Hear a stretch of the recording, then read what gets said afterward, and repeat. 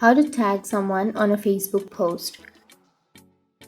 So if you want to tag someone on a Facebook post, then first you need to open up your Facebook application, and then you can go for the post option, which is on the upper side. Tap on the albums or the post, which is on the upper side, and you can simply choose a post in which you would like to tag someone.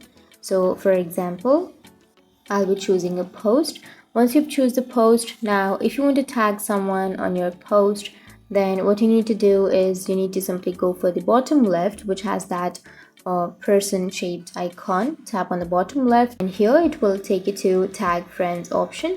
So if you want to tag someone on your Facebook post, you need to simply select the person.